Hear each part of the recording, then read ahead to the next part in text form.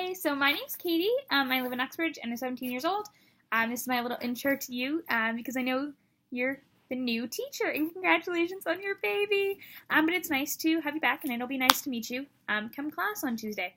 So I chose to use the life course theories about the emerging into adulthood with Arnett and basically the idea that there needs to be this separate piece of growing up for 18 to 25 when we have to become an adult. And this is the scary part that I'm walking into right now. I'll be 18 in May, so I'm going off to Western in the fall for Arts and Humanities, hopefully for a program called SASA, which is the Advanced Studies of Arts and Humanities. It's like the Ivy League Arts and Humanities school, and it only accepts 25 students, so there's a lot of pressure for me to get my good grades, and go into the program. So that kind of fits in with where we are. So for age, the 18 to 25, like I said, I'm entering it, but there's so many choices. There's choices of every choice. And, for me, trying to pick the university I was going to, I was like, I can't do this. I can't do this because you have to pick where you want to go. You have to look at the residence. You have to look at the program you're going to get. And what are you going to do after that? Are you going to make money with what you're doing? And they tell you to do what you love, but it's really not do what you love. It's do what's going to put food on the table. But fortunately for me, I get both. I'm going to have a fairly well-paying job.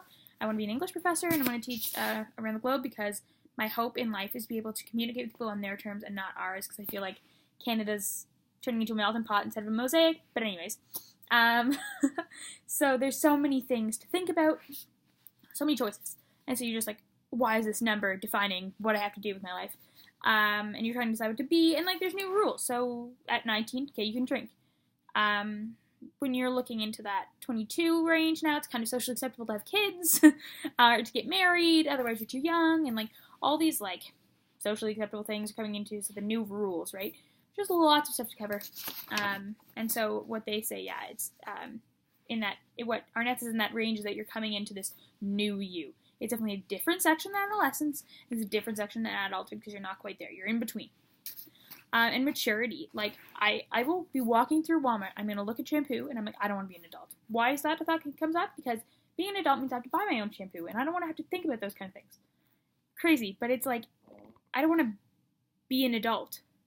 I want to continue to be me, right? I want to, it's kind of, we have it easy right now, and I don't really want to grow up. Not really wanting to do that growing up thing. And I'm going to be living on my own. Not really. I'm going to be living in a res hall with 1,000 other people.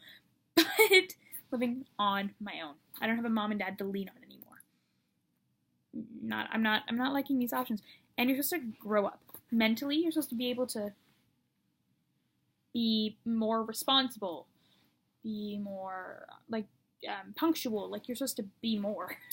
And just be less of a kid, more of an adult. And you're really not an adult yet. You're really not.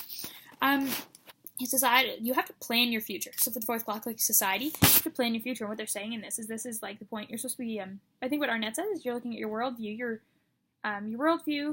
your relationships, and your work life. So they're asking you to plan your future. Plan what are you gonna be when you grow up? Okay, I have not up yet grown, but I have to plan my future. Scary.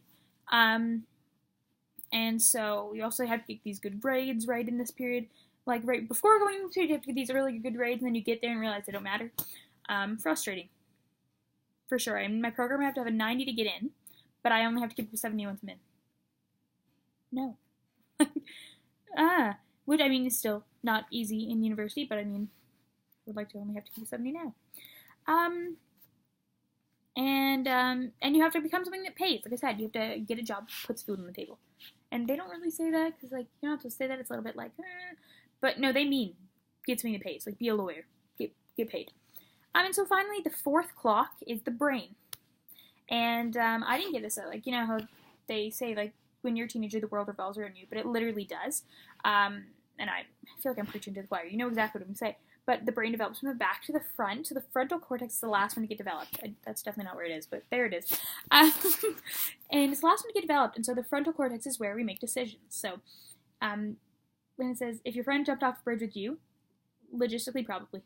Because that's how a teenage brain works. It's not developed. So we don't have that, and we do. I have it more than some of my friends. And same with them. Some of my friends have it more than I do. This, bad decision. Let's weigh that. Because a lot of teenagers, you're looking at 15, 16, they don't have that. It's well, my friend smokes, so I should smoke. When my friends drink, I should drink. There's none of that. I should not because. and or there's not much of that. And so it's in this area, like the 22, 25 range. It's going to start developing, and you're going to get that. No, I shouldn't spend $100 on shoes because I don't have enough money to pay my rent. And so these just, like, this logical stuff. So, like, this logical, rational decision-making is going to come into play. The brain's going to develop. And that's where you're going to get your worldviews, because why not? Like they said. And, like, when you're looking at maturity, that's when you're going to get your hardcore relationships, like marriage even, maybe, if that's a thing.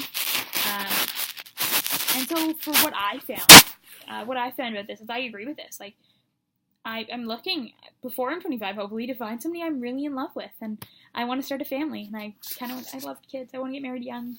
I'm one of those moms that if I got pregnant, I wouldn't have given it up, not at 16. I would have been 16 and pregnant, because I love kids. I really, really love them.